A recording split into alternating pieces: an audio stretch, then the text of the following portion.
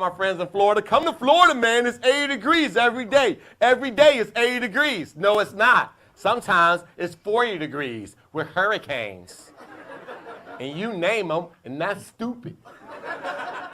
Why would you name a hurricane? If you're going to name it, give it a real name. Let the people know there's danger coming. Like hurricane, pack your shit up. That's a real hurricane.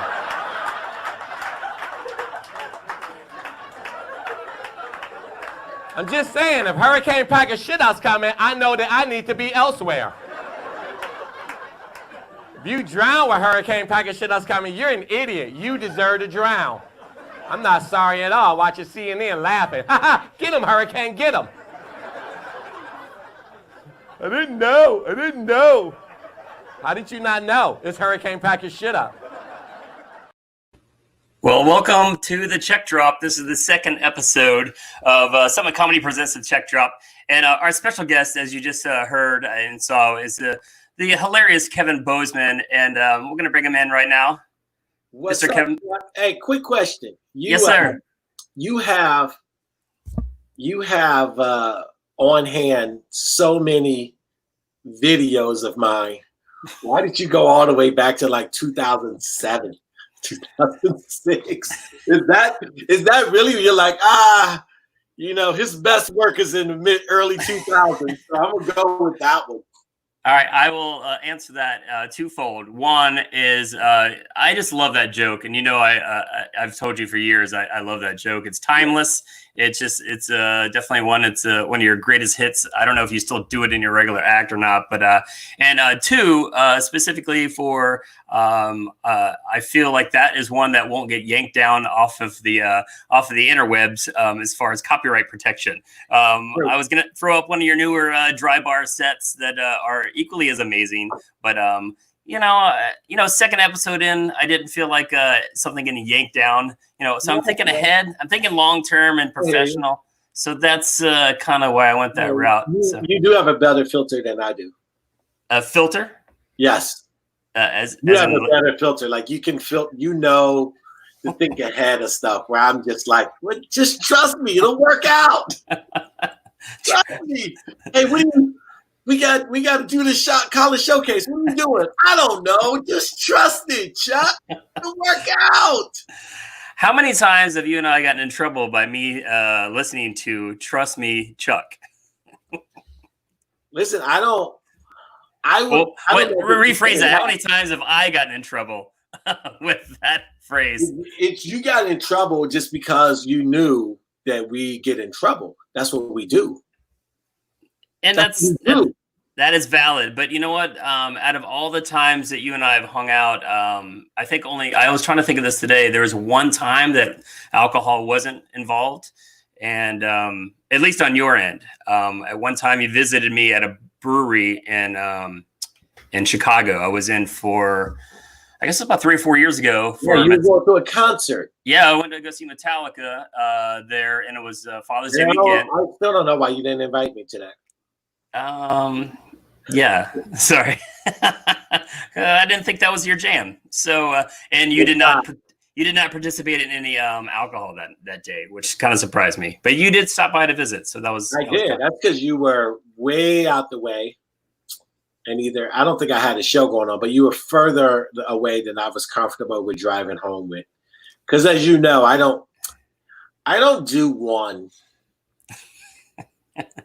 One beverage. People should do one. I don't like those people. Well, why? I don't like those people that got that kind of self-restraint because it's just a little dig that they're better than me. And who likes that? I don't. Yeah. Like, I'm cool. Hold on a second. I'm cool if people are better than me. I just don't like for them to show that they're better than me. Oh, I'm fully aware of this.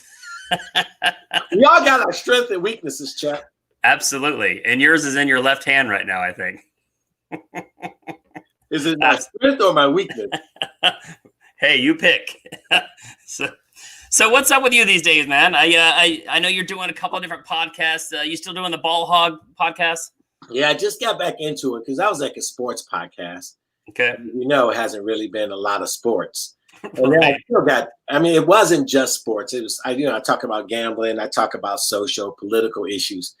But I was just like, you know, without sports as like the base, it was hard to get into it. But so much stuff is going on nowadays that I just started podcasting again because people are asking me, you know, when you gonna bring the podcast back? You gonna bring it back? And then I have a section on my podcast called The Give and Go where people can ask me questions.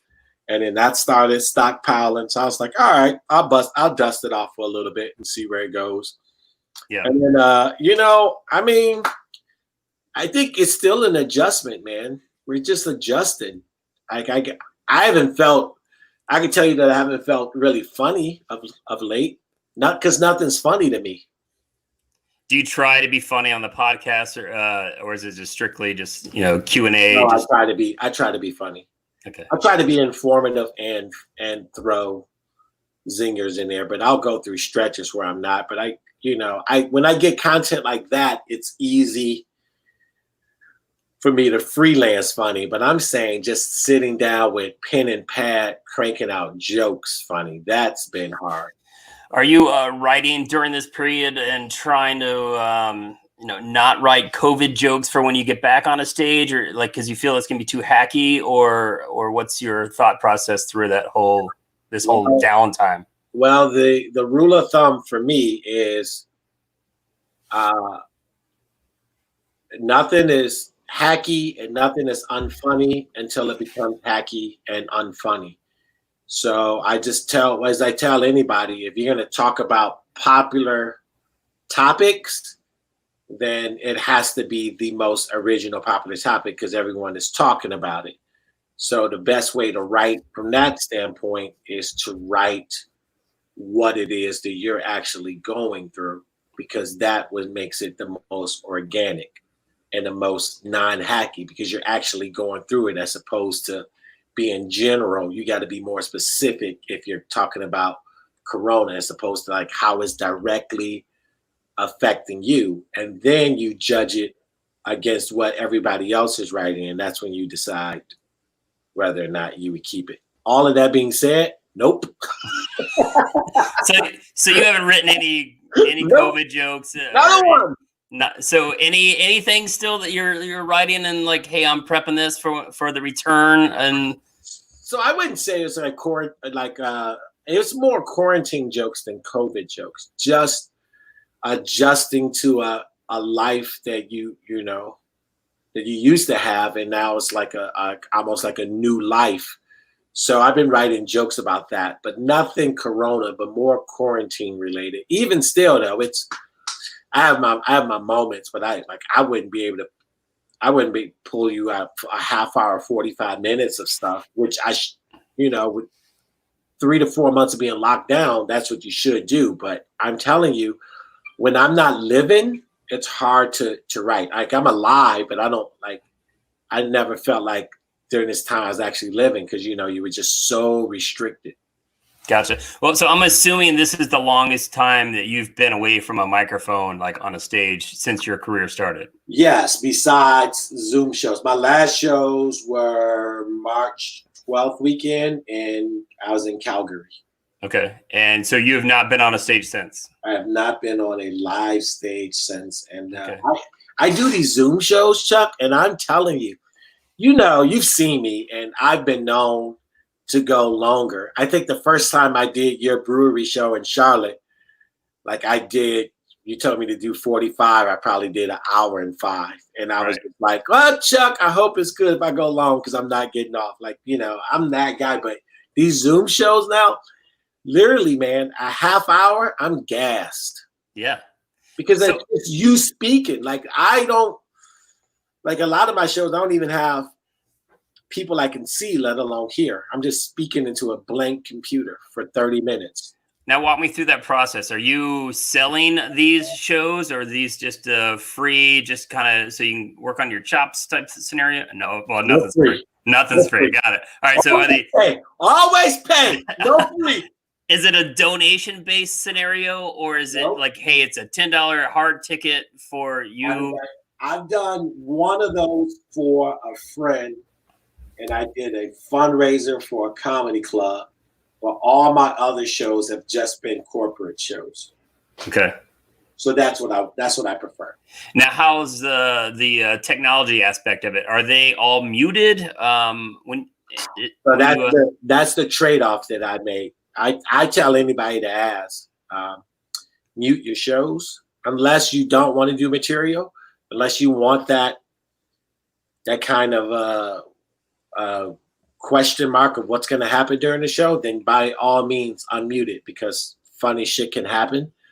But I just want to do jokes, and I kind of do like a best of Kevin Bozeman almost. And so I just want to do jokes. So I have them mute, so I don't hear anyone laughing. But I also don't hear dogs barking. I don't hear conversation. I don't hear drinks spilling. So that's the fair trade-off. And I can look and see if they're laughing. But like I said, the problem is my last couple of shows is I haven't even been able to see anyone. So you just see all the names in the void in like a Zoom? You don't even see that. You can't even like call on Bill Smith and go, hey, what do you think of that one, Bill? I see myself speaking, and then there's a chat. And sometimes I'll make, people can chat. And I'll be like, and I'm so ridiculous. I'll stop right in the middle of my set, be like, I'm just giving you guys a chance because I feel like I'm killing and you guys are laughing really hard. And I want you to get it together. And they can be hating me. But then people will start saying stuff on chat like, we're here, we're with you. And I'm like, all right, cool. I just needed something to give me that boost. But I don't. Yeah, but it makes you go back to your basics for fundamentals of comedy skill. Is your timing right? Are you saying the jokes? Are you articulate? Like, you know what I'm saying? All of those things count. Do you just like pause, like you said, to kind of to catch up? Like, do you pause and just? I would almost feel like if I was a comic, like after every 5 minutes, I would almost just say, all right, you know what? We're gonna pause for some laughter and just unmute everybody just so I can get a little bit of self-esteem. Yeah, except that I'm never running it. I'm always at the corporation's disposal. So I did one recently for BMO Harris Bank, and the guy was in Tucson, Arizona, and me being in Chicago, and he ran everything. And then I slowly saw, I was like, okay, it's a nice turnout, because it was like BMO Harris, like their national branch. And so everybody from all over the country. But then all of a sudden, I just saw all the faces just start disappearing, and it was just me. And he was like, all right. And the host who brought me up, and then he disappeared. And I was like, okie doke. I love that you just referenced the host that just brought you up on stage for. I know, right? You introduced me, I should say. I missed that. I missed that. I miss it all, man. It's. So how many have you done? How many Zoom shows have you done? I average about 2 a month. Okay, just to kind of get you some peanuts to get by and pay a couple bills. Yeah, I charge. No, of course. I mean, I try to charge a good rate. Because I do put maximum effort in, and no matter. I always tell people this. Is you can say that it's, even when we were doing live shows and people were like, oh, it's just one night. Why are you charging so much? Because this one night requires me to rearrange my whole week. Like if I just do a Thursday night or a Friday night, it's going to be hard for me to work Saturday night. So we got to make our money when you decide. That's why the price points are so different in stand-up comedy. But if you book me for the Zoom show, I'm all in on your Zoom show. I go on your website, I do research on your website, I try to write jokes specific to you and your business. So yeah, I charge, but it's still but I try to do two a month, and it's a decent income, but it's not like being on the stage, right? Though. Do they have cleanliness content restrictions? All my shows have been clean. Okay. Well, I keep telling you, Chuck, that's my magic trick. Well, you did just say 25, 30-minute shows, so most want like an hour or so. Well, I keep it at 30 if it's just me. Like a lot of times I'll do like their happy hour. So they'll have a meeting. From 1 to 2, and then they'll bring me in at 2 o'clock to do the 2:30, and then they encourage people to have drinks and everything, which is right up my alley. Well, yeah. But yeah, so I keep telling I'm funnier, and I stand by this. And there's some amazing clean comics, but I'm funnier working clean than most people who make a living working clean. And you know what? I could probably vouch for that. I mean, if anybody is out there has never heard of Kevin Bozeman, you can go download his Drybar comedy special, which is 100% clean. It's a Mormon-based company based out of Utah that has been showcasing clean comedians, doing a full 45 minute set, and then recently they've switched over to like 20-minute sets for some of the. I think they ran out of clean comics, so they had to switch it over to the 20 minutes. I think that's the game, and I'm not like you work clean or you work dirty. You have to work however you want to work and deal with the repercussions of that. But like, I think there's a reason why you have to say, if anyone's ever heard of Kevin Bozeman, like, I think when you're like a jack of all trades, you're kind of like a master of none. So you don't really build a fan base. So like when I got all of this Drybar heat, people were coming out to see me and they were like, oh, he's not working clean at all. And sometimes I work clean, but I always try to work funny. And then that's the thing, Do you feel that's hurt you or helped you as far as, all right, two-sided question. Has it helped you, has Drybar comedy helped your ticket price or your scalability for you coming out to see you? And on the back end, if it has, how has that hurt you if you have, not bait and switch them per se, but if just what they saw on Drybar might not be exactly what they see in the clubs. Right. You just kind of answered it. Like it has opened up more doors. I've gotten a lot of work from it, but in some ways it can pigeonhole you. And that's why I always now put, when I promoted my shows, like, make sure you look at what the show's rated. Don't just go, Kevin Bozeman, Drybar, he's going to be clean. Look at what the comedy club, because comedy club rates the show, R, P, G, and G. Do they still do that though? That helps. Do they still do that though? I mean, I look at people's websites all the time, and I rarely see an actual rating per scale. Like, I think the clubs, more the Southern clubs do. Okay. More the Southern clubs do put the rating scales. You think maybe they've just been burned too many times and now they just kind of feel like they have to just for that reason? That's a good question. I don't know if there's one answer. I think it might just be a train of thought, but then it could have been they've been burned. Right, because if I own a club, I would have been proactive. If I own a comedy club, I feel like I would always put, just that disclaimer. Never assume, I guess, is the concept. I mean, look how many times people have gone into comedy clubs over the last 10, 15 years and come away with just, yelling at the comics or posting something online. Something comes to mind about Daniel Tosh. He did a rape joke or whatever, and I don't remember the content or the context of that joke, but the whole concept was like, you're at a comedy club. I mean, there's no holds barred. I mean, so I used to have a rape joke. I think everyone does. I'm not going to ask you to do it here, but no, Chuck. This is why I'm here. I'm here to do this stuff. What are you talking about? Don't be ridiculous. I'll tell you. I won't tell you the whole rape. You going to pull it out? Is it another one? Did you do it right after the hurricane bit, like in 2003? No. I'll tell you. The reason why I tell you this is just, for one, it's about word manipulation. I always tell it's the same thing. It's not hacky till it's hacky. It's not unfunny till it's unfunny. And it's not offensive until you offend. Those are the rules. I never tell people don't talk about anything, but you do know you are in waters that very few people can swim in, which is facts. So this joke I used to do was about being in a friend zone and about how awful it is. And I give all of these superlatives, but I always wait to do the joke at the end. I always try to show people who I am and show people that I push the line before I cross this line. Sure. The joke is basically, being in a friend zone is awful. I'll never go to a friend zone. I would rate my way out of a friend zone. It's the line, right?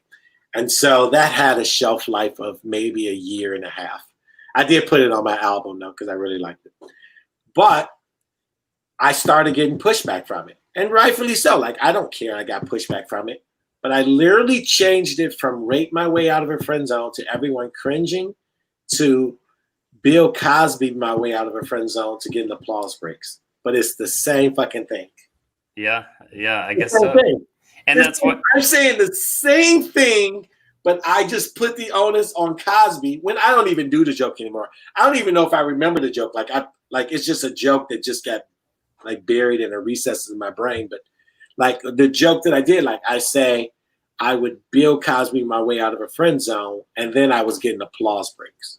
It's funny. Well, that's what makes a good comedian, that you learn to adapt and change. And, all right, maybe that bit, whether, like you said, you just said, I liked it, so I left it on my album. But but you are willing to adapt and change to, hey, let's make it for the better of the show, to change it to this, and maybe not ruffle as many feathers. And because I always feel like you are really good at just that, ruffling some feathers without plucking them, I guess, per se, because you are really good at just getting them right up to the edge and going, and you reel it back. And I've seen you go over, but most of the time you have walked the line and you do a pretty good job. Have you ever had, I pretty much know the answer to this, but what times in your career that you you had the a lot of pushback, I guess, per se, for some of the material, and maybe walked a crowd and I haven't walked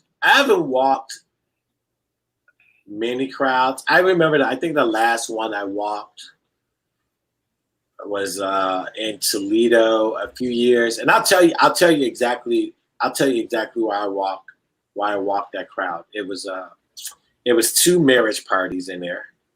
And as you know, I don't necessarily do marriage-friendly jokes. What's a marriage party? Like a wedding? Bachelor party. Bachelor party. All right. 2 bachelorette parties. Got it. Right. I wanted to clarify what a wedding party was. I get that. Yeah, I get it. That's how long it's been since I did stand up on a live show. Like, what are you guys on? A marriage party or something? You guys dressed like, you have balloons and dicks on your head. What's happening? So, and then I had a super funny guy in front of me that I would try to bring with Mike Paramore, as you know. I know Mike. And, he's so cuddly and lovable, and he doesn't do anything offensive at all. Like, it's so likable. Everything he does is so likable. And I'm like that until I start saying really dark things. But sometimes I don't adjust. Sometimes I'm just like, nah, fuck it. This is what I want to do. I'll deal with it. But that was like the last time that I actually was walking people, because I was just hammering how shitty marriage is. And there was 2 giant bachelorette parties. And I was just taking them to a bad place. And they eventually all went to the bathroom and never came back. Yeah, if they're there celebrating their impending nuptials and you're bashing it, I have to assume that was right. Of course. Yeah. But I think as far as like pushback, I kind of prefer pushback as opposed to crowds laying down for you. Do you think that's a little bit of the fanning the flame for you on the comedy aspect? Makes it a better show for you, per se? It makes it a better show for everyone. You shouldn't, if you kill all the time, all the jokes, you are without a doubt doing comedy wrong. Because it's too easy? No, you're not saying anything.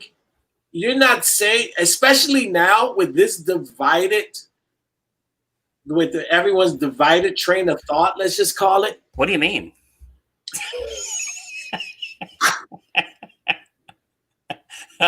What do you mean? I don't watch the news, Kevin. Tell me more. You gotta get out. Tell me more. What's going on? Did something happen? What I'm saying is, if you with these, You can just Google some shit. You'll figure it out. If you don't ruffle any feathers with this train of thought, that means you are talking about nothing. It's all Taco Bell shit. Yeah. Fast food restaurants. It's all this. It's all safe. And there, once again, there's nothing wrong with safe comedy.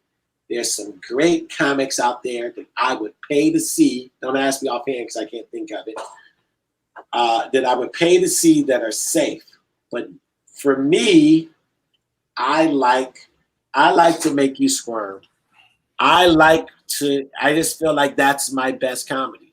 So when I get pushback, that's where I feel like I'm at my best, as opposed to a crowd that's saying, we're hanging on every word. Tell us when to laugh. We'll laugh. I don't like it. And plus, they always get gassed. Yeah, and I feel like for you, at least, too, in most comics, just to mix it up, it's got to be so boring doing the same shit over and over and over. I mean, how many comics do you know that haven't changed their act in like 10 years or more? I feel like way less than when I started, because those people have been kind of pushed out. You think? Or maybe gone to the cruise ship market or something? Because I feel those are the ones that come. They've been pushed out of the venues that I work at. Okay. Those are the ones that come to my mind first. And same thing. I book comedians in the cruise ship market, so I'm not knocking them. I just feel like that's kind of where they go. Like, hey, if they don't push any barriers or any boundaries as far as their content. I don't know if you ever seen Lord of the Rings. I have not. I know you said that, but right. Lord of the Rings is, and some of them, they don't. Some of the heroes in Lord of the Rings, they don't actually die, but they get put on a boat and shipped off to like a distant island where they live their life. That's how those comics are just doing cruise ships. It's Carnival Island. Right. They just get shipped off. Like, look, you had a great run. We're not killing you off. You still get to work. You still get to make money. Right. But no one can ever see you. Yeah. And there's nothing wrong with that. It's a good run. You found an act that'll make you money. But, as far as chasing dreams and shit, nope. Just stack them checks up, yo. Yeah. But up until March 13th, that was a lucrative business. I mean, now look at the cruise ship market.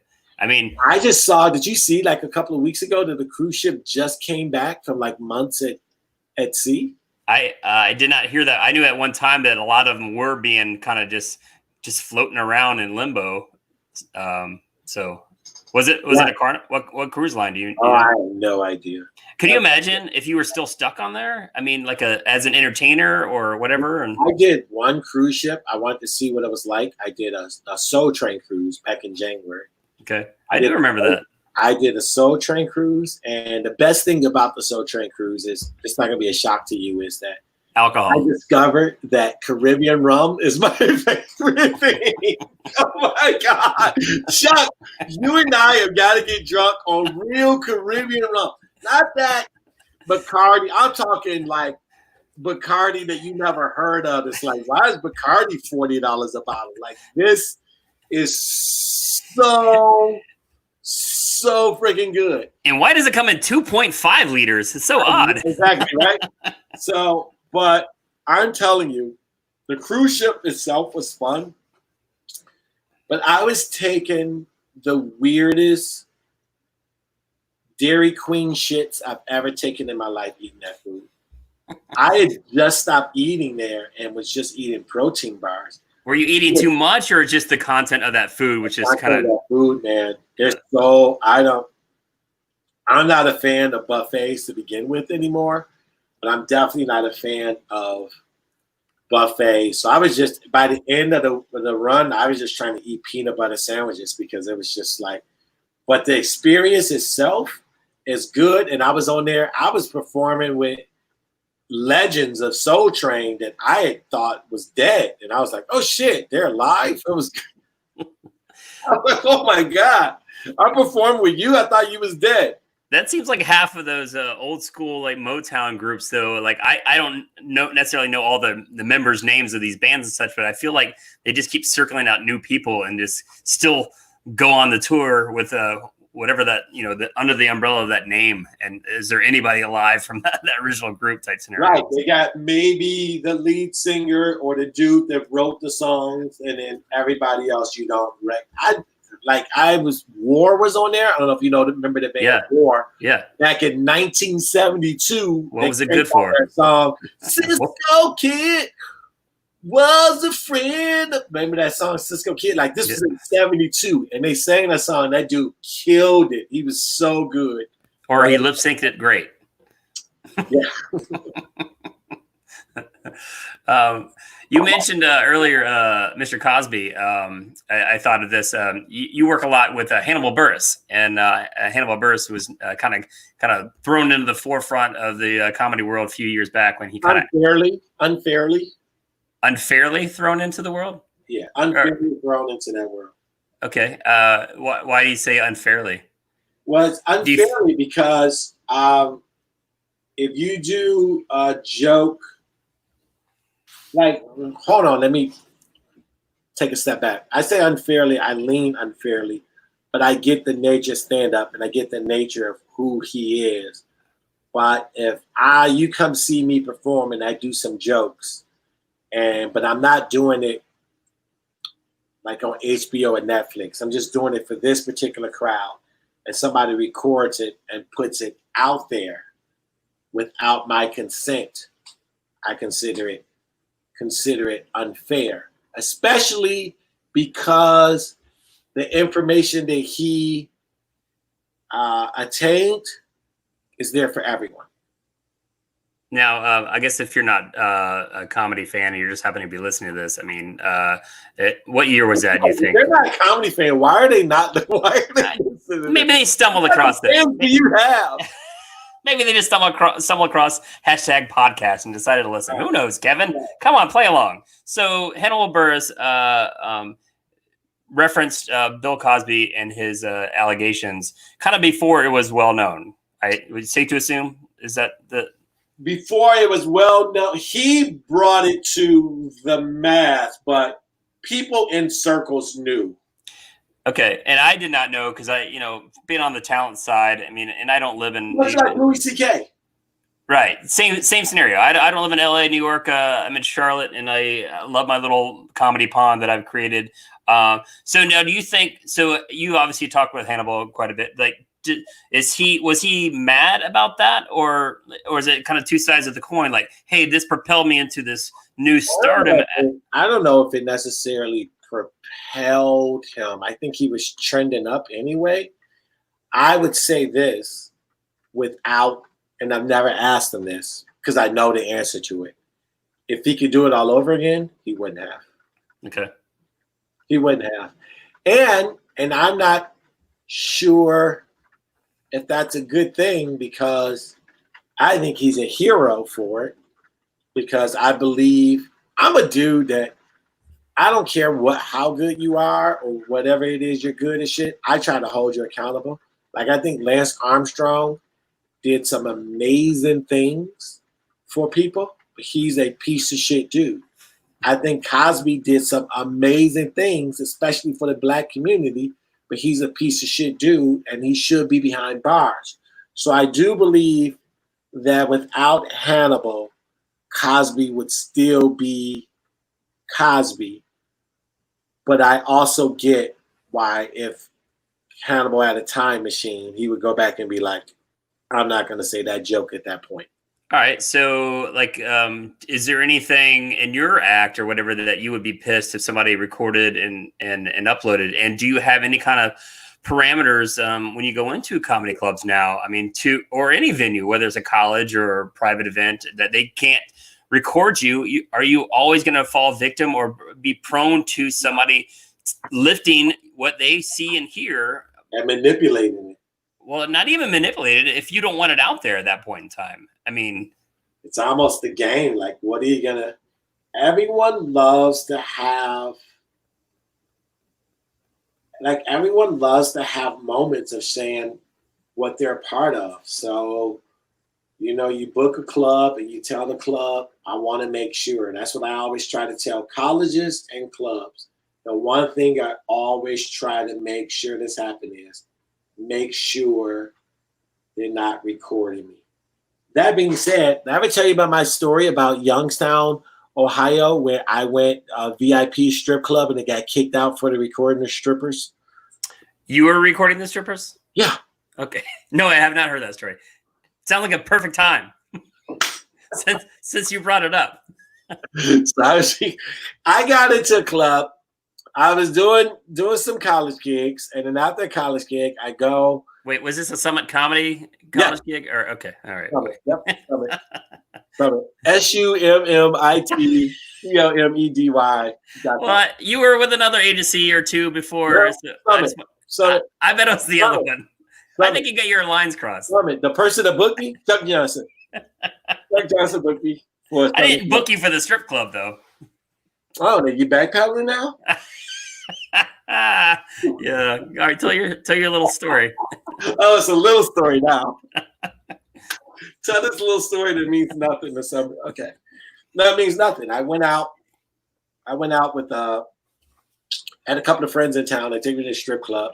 And at that point, this was right when phones was getting, videos, and you could get videos and pictures on your phone. So I was getting like the Motorola Razr 1. Yeah, it was pretty nice, grainy. Great little flip red phone, and it was like I was able to take pictures and stuff. And I knew the guy was watching me, but I was just trying to act like I was talking. But then I would look at him, and he would look away, and I'd be like, click, click, click.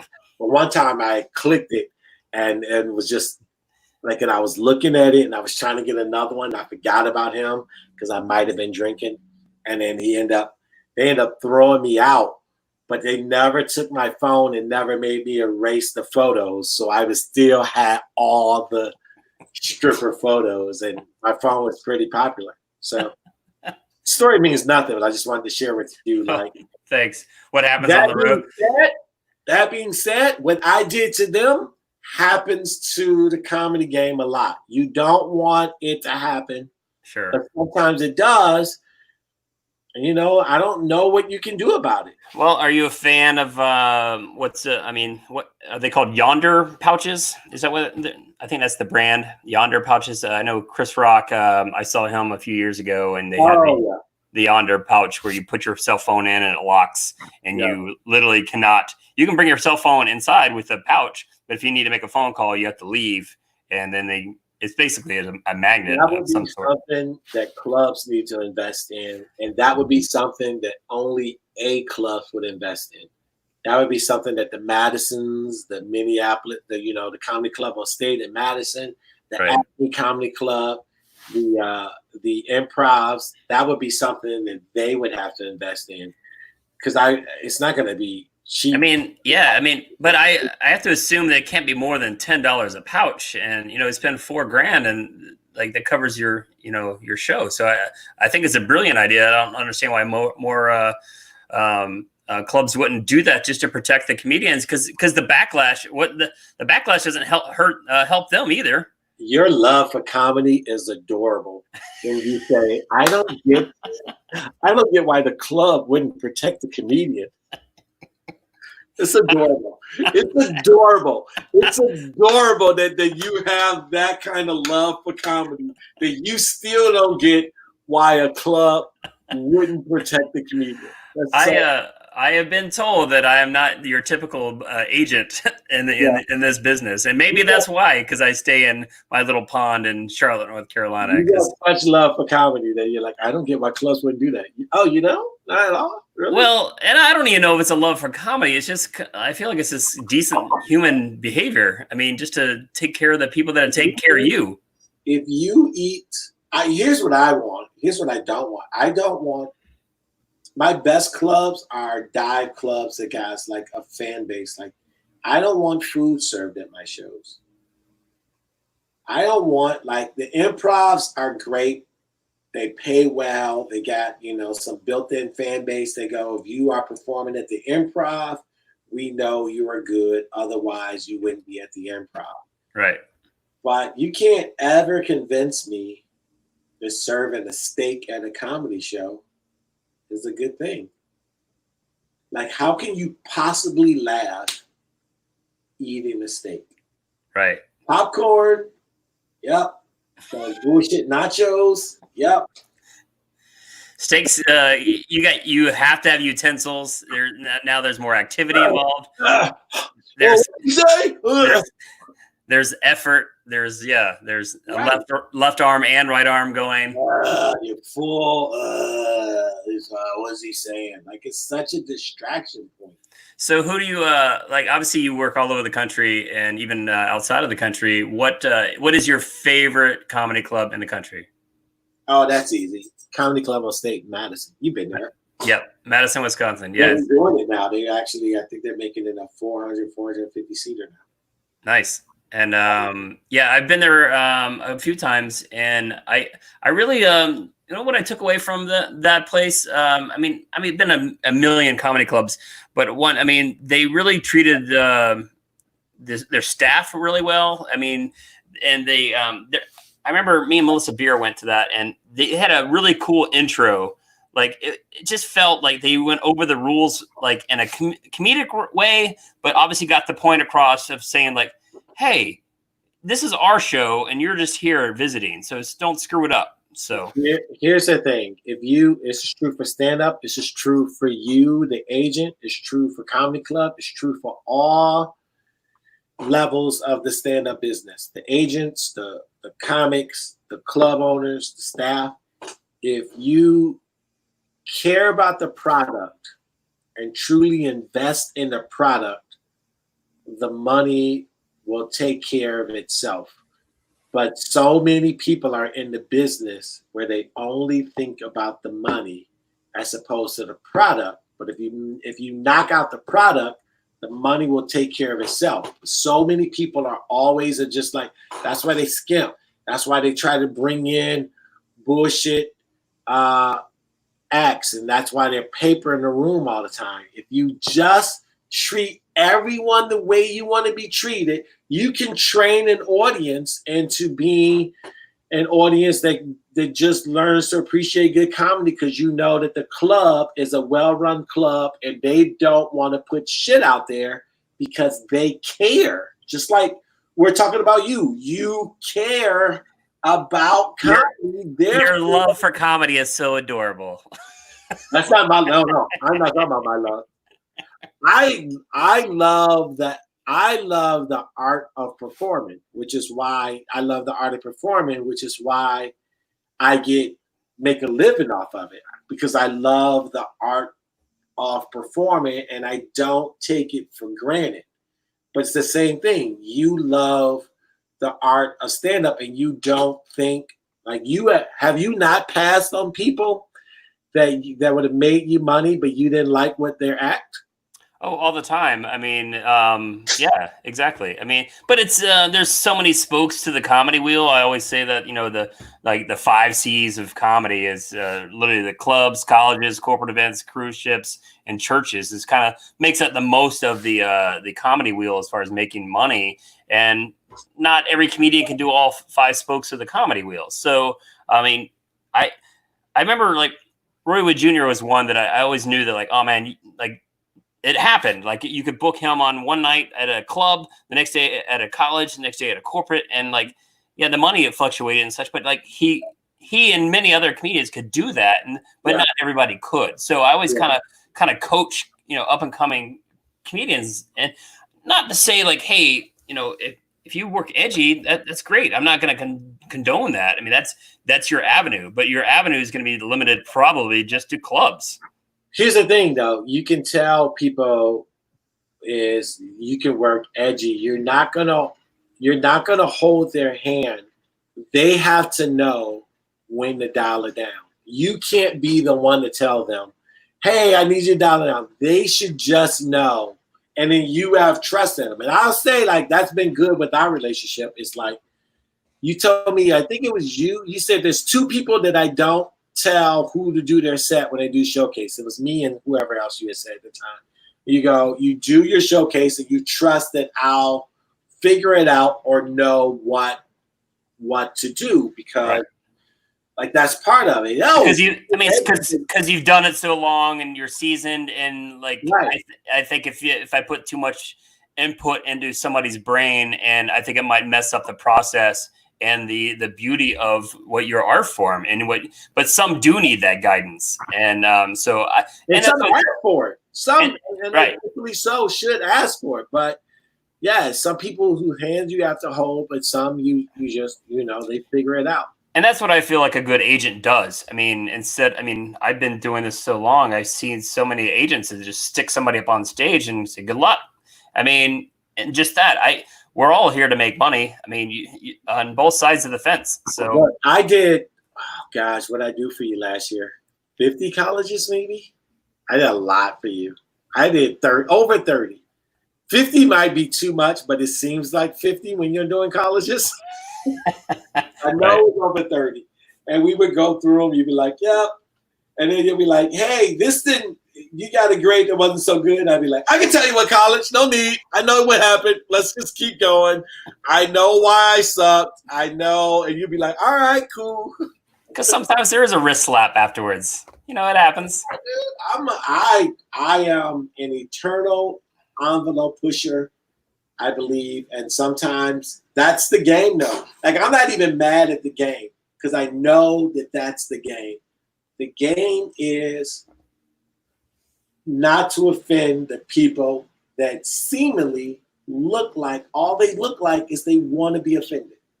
Right. It seems like they're looking to be offended, and the game is not to offend them. Now, if I didn't know the game, then I would be angry because I'd be like, holy shit, my people. But I know the game, and I still think my goal is to make them laugh. So that's why I'm good with Pushback. And you're good at it. Hey, I got a question. I just threw up your Instagram and your Twitter. Your Instagram is Kevin Bozeman 1, and your Twitter is Kevin Bozeman. Who's Kevin Bozeman? Who stole your account? My punk ass kid took Kevin Bozeman. What's that? My punk ass kid took Kevin Bozeman. Oh, Kevin Bozeman 1. Is he using it, or is he just holding it as ransom from you? Holding it. Oh, that son of a bitch. No, he didn't even use it. He's like King Rose. That's the one upper on Dad. I was like, why would you think that you could take? Well, if you really wanted it, you would have had it. Oh, that's so funny. Oh, are your kids funny? Do you think they're funny? One of them is funny. He's got a dry sense of humor. Here's what bothers me about my kids. They're horrible storytellers. Like, how can you be a Bozeman and stumble through a story? And just tell me stories. It's just like, this is where you going? Wrap it up. Can we get to the point? Yeah, they're horrible storytellers. But for like one-liner and zingers, they're pretty good at that. They're pretty good at that. They're storytellers. You have 2 boys. Well, you have 3 boys now, right? Your oldest are, I think, the same age as mine. 18 and 15? 17 and 15. Yeah. So 18 and 16. 17, 15, 2. Is your oldest going to be a senior in high school?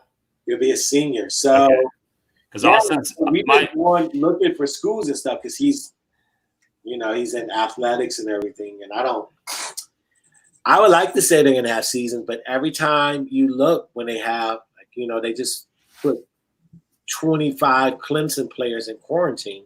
Right. Because they were all trying to practice, like in University of Alabama, University of Houston. So I don't know, even if they said we didn't have anybody in the stands, which I don't know how anybody in the stands can quarantine football players anyway if you just socially distance them. But I just don't. I'm really worried that his senior year is going to not be, because he loves school. But my middle child is like, I can live like this the rest of my life. Right, but he's not learning anything. And he's good with that. Well, my oldest is going to college in the fall. So what school? Appalachian State.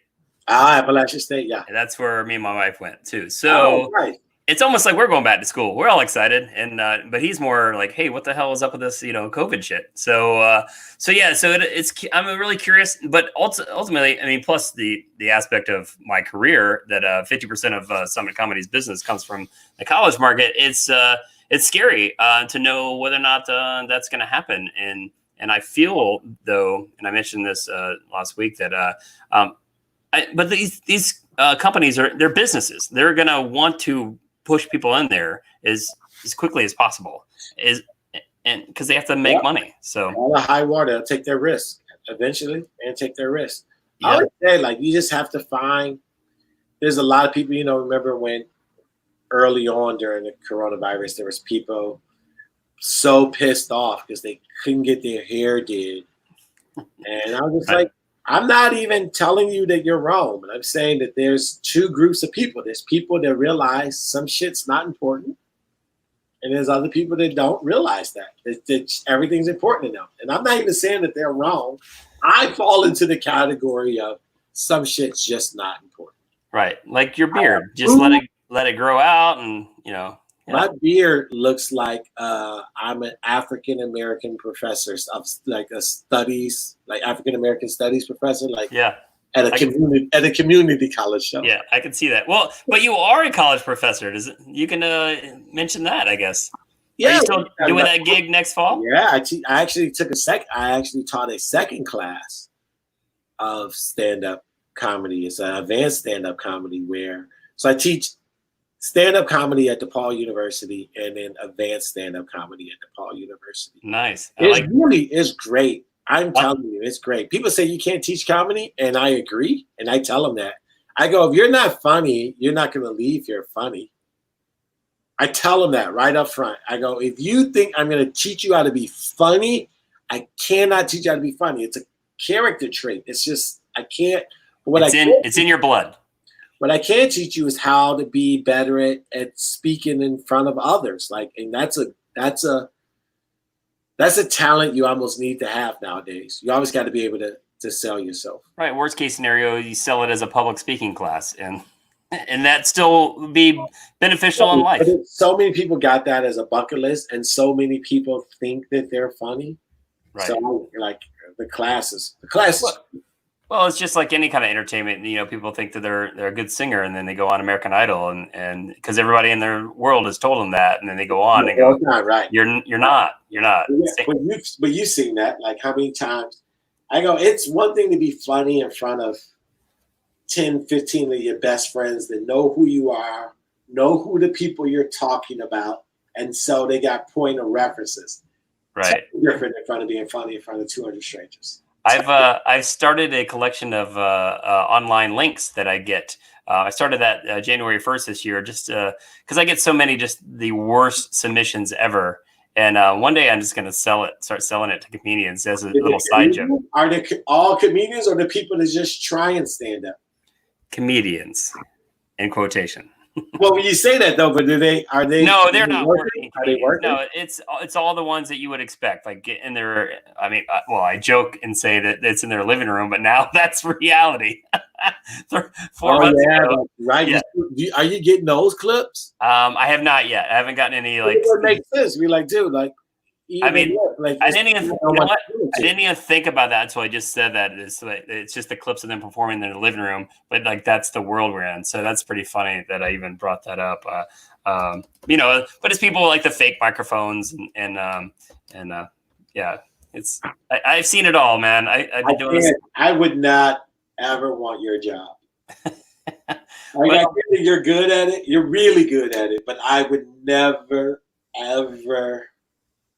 Well, I keep it simple, so it's not brain surgery, as I always say. You sell the jokes, you tell the jokes, I sell the jokes, and it's pretty simple. What's the simplicity of when you say you keep it simple?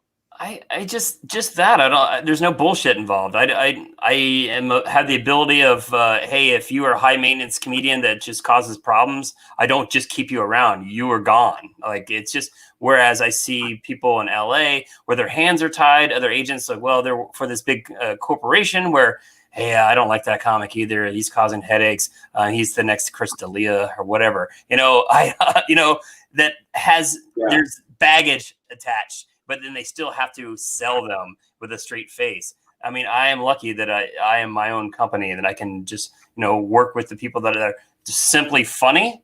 And then I remember when you first started out in a college market and you reached out, and I was with Barbara Copper Smith, and you was just like, hey man, you know, I just want you to know I'm in the college market. I was like, the dude that's booking Marinette, Wisconsin for $200 is starting up. Hey, I did everything, man. Gotta spin the wheel to make money. UP for $450 and Bullfrogs in Topeka for $400. Is that the guy? Hey, I paid $750, I think. I know it was $600. You're right. Yeah. And I was like, that's the guy. And then you slowly just started. You got in, you started building, and then you building, and then I don't know. I don't look at the roster. I never look at the roster. I know you always had a solid roster for like the last 10, 15 years. And it's just, you know, you put your work in. You earn it. So where you're at. Well, thanks, Matt. I try to remember the first time I met you, and I'm not sure if this is the story, but the first time I remember that I met you was you were with another agency, and you were about to leave that said agency. You said a Barbara Coppersmith agency, and for whatever reasons, and you had approached me and another agency verbally and said, "Hey, I'm shopping around. I'm ready to go." And you were walking on stage to showcase for your agent, and you literally turned and looked at me and said, "Save me." I know, right? That is the time that I remember meeting you. It might have been before that, but that was the first time. And I just remember going, this guy, he and I are going to work together. Oh, yeah, that guy was there now in my stable. I just, well, what happened was the person that recruited me to Barbara Coppersmith had left, you know, raised a family and everything. So I didn't have, like, man, I just can't be just a face. I know here's the two things I don't want is I never want to be the best on a team. I should never be the best on any team. And at that point, so many people that left, I was like the best one. I was like, that shouldn't be. And I should never be the worst one.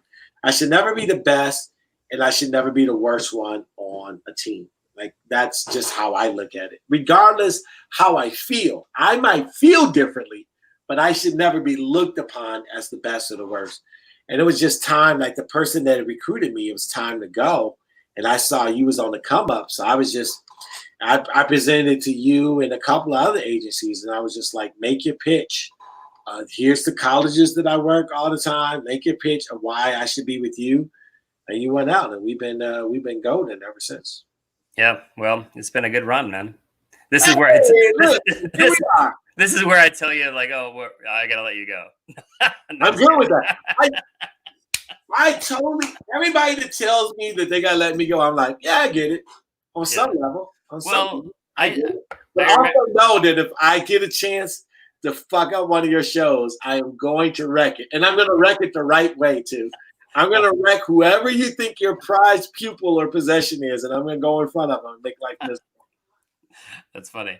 I will gingerly let you down, but it's like, but once I remember comedian Wilmar Forey once told me I let him go, and because the thing with the college market is it's the whole we get older every year, but they stay the same age. It's literally the 18 to 21-year-old market. I mean, so your show has to obviously kind of fit within their world. I feel like you can still do comedy and you can be 40, 50, I don't know what the age limit is, but if your material is relevant to them and it's funny, I think you can make a lot of money in there it's not just a young man's game. It definitely helps just if they see a younger comic and they kind of more adapt to that, but it comes down to that content aspect of it. And I feel like, you're one of those guys that's almost timeless and you can, still keep going and it was like when you're a jack of all trades and master none, it's just like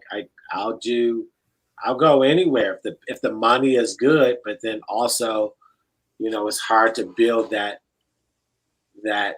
specific group of people that wherever you go, those group of people are going to come out to see you, right? And that's the thing, and then that's how you get to that certain level. At some point, you have to have one group of people, no matter what city you're in, that's going, Bozeman's in town. I got to see him. Right. Right? Isn't that? Yeah. I feel like that's that, which is why so many people make it, and you go, they're not funny. How did they make it? Doesn't matter if you think they're funny and they make it. They have a certain group demographic that they speak to, and then other people go, oh, I can make money off of that because you already have a built-in audience, as opposed to people thinking, oh, he or she was really funny, and then 3 weeks later they can't remember who you were. The guy with the hat with the Asian letters on it. He was drunk on stage. Right. I've been drunk on stage. Whatever, however they remember you, right? So as you can see from the bottom, this is the name of the podcast is called The Check Drop. And I feel like I need to explain it to most people. The Check Drop is during the comedy club world where there's a lull in the show where the wait staff come out and drop the checks to for everybody to settle their tabs and such. And it's typically the worst part of the show for a headliner. Do you embrace this time? Do you pander? What's your rule of thumb like when you encounter that towards the end of the show? It's really all about the club. Like some clubs know how to handle check drops better than the others. Like, if the staff is out there worried about their money and everything, they're more loud and more disruptive. Right. Now clubs has learned that the check drop can actually happen at the end of the show. You can square up at the end of the show. But because I'm not married to a set order of my act, like I got burner jokes that'll burn through it. Like for clubs that don't do well at that, I got burner jokes that'll buy me that 3 minutes of, sometimes you get caught where you're saying a joke that's like they really need to pay attention on, and they dropping the check, and you're like, well, this is about to just disintegrate into nothingness. But Crickets. Right. But it's not I haven't really concerned myself about check drops. All right. For at least 3 months. So when is the next scheduled date for you that you want to plug? I tentatively have, if I want to plug, I will be in Oklahoma City at the Looney Bin the end of July, beginning of August, and then I will be in Madison the middle of August for their grand reopening that week. So kevinbozeman.com or Kevin Bozeman 1 for Instagram. Nice. So let's leave this on a high note. I like the concept of many people telling about their worst gig, their worst heckling experience, et cetera, et cetera. I want to flip it and for you. And what's the best? Do you have a one gig that you've done? It's like still is the best gig you've ever done, and it's where like you kind of look back and go, man, like if every gig was like this, it's the best. It's just the zenith of your career so far that like just reaches out in your mind, I guess. So I think all of them at this point in the game, like there's so many great memories from stand-up. Obviously, Drybar holds a special place because it was like something I've been telling people that I could do. And it was just like that showing people that trick of working super, it's super clean. You got to work. It's super, super clean. And then even then, the jokes I was doing, I got Pushback. And then I found out that they later embraced what I was doing, and they started showing my video as what to do with how to be able to manipulate. Interesting. That was a good feeling. But I would say doing shows at the Chicago Theater meant a lot to me because growing up, me and my brothers, and my friends, we would go to Chicago Theater because that area was all worn down, all those theaters in Chicago, and they had like 3 or 4, and they would just run B horror flicks, or you could pay $10 and watch 5 karate movies all day. You can get there at like 10 a.m. and it stayed at like 4 p.m. They just show that. And so we would go to Chicago Theater and watch like these B horror movies and C karate movies.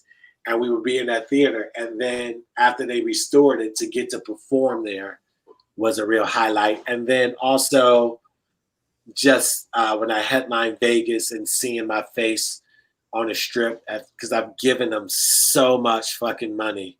Right? I've given Vegas so much money, and them to be like, we get what you did for us. Yeah. Here's your face on the strip. Here's 10% of your loss. Yeah, not even 10%, but like just that, like having that, I would say Drybar, performing the Chicago Theater, and then having my face on the strip in Vegas at the MGM were offhand are three of my biggest highlights of just like. But I also think about, you know, when you first get your first headlining gig, you think about that, like my name right there, right. That's my name. And most of the time, you know, when you're headlining, you're the closer. You're not the headliner. There's a difference between closing. I think there's a difference between closing and headlining. I believe so too. Right? There's a person that goes last, and then there's a person that people come out to see. Right. And I think that's the difference. And so my closing was like pretty good. Like, oh, right, I got there, so that was good because it was all gravy. Like I never had dreams of doing the stand up. It was just something that I stumbled onto and realized that I had a knack for, and I just, you know, cranked it out, Holmes. Well, you're pretty damn good at it, man. Thank you, man. I appreciate it. Thank you. Well, I guess that's a good enough. Quick hour. I know, right? It's crazy. Like my thought was just kind of roll around 45, 50 minutes every time because like a headliner set and you drop the check and like, man, I could talk to you for 3-4 hours easily. So we had so many. We didn't even go into the times when you've been. Well, this is why we will do this one, and then in like 6-9 months I'll throw you back on. So we'll just pick up right where we left off, man. We might still be hosed up. Let me ask you this before you go. What do you think? Do you think we're about coming back with stand up? What's your honest assessment? Yes, but it'll be a slow trickle. Slow trickle. Right. With clubs, you mean they're all open and open? All together, everything is going to be a slow trickle. I've got a corporate gig tonight, a live person. Mike Spienberg's doing a gig for me tonight in Austin, Texas, for a corporate. Like it's a small gig; it's only like 12 people, but still, it's a live gig. So I think that, you know, it will slowly come back. The strong will survive. There will be many that don't last. I mean, that's kind of, you know, the comedians won't be comedians anymore. Club owners won't be club owners anymore, and it's unfortunate. So we're still trending downward. Yeah. You don't think we're on a comeback at all? You think we're still going down? Yeah, I think there's too many elements still, and people are still scared, and you keep hearing the hot spots and the pop-ups and the. I have dates in August, and I think those would be valid. I would love to be back in the swing of things in the fall, but I think realistically 2021 might be the move. It's like when we have some sort of bounce back. But yeah. Well, I just think it comes down to the science and if just some kind of hope of vaccination and such. I think that'll be a huge lift in spirits and hope, I guess. And fingers crossed. I mean, because this is, you know, this is pretty much all I know. I know, right? I'm not good at anything else. I don't think. Other things that I don't want to make a living off of it. Right. Absolutely.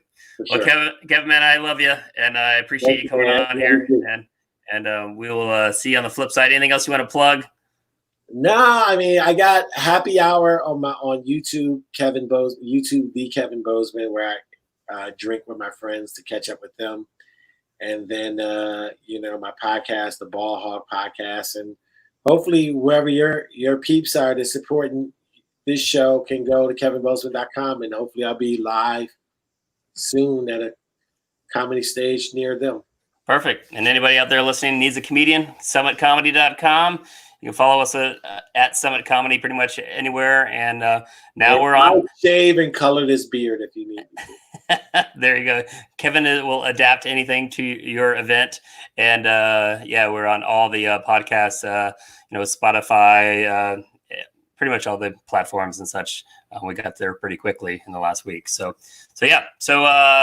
kudos to you, man. And stay safe and tell the family hello. And we'll see you on the flip side.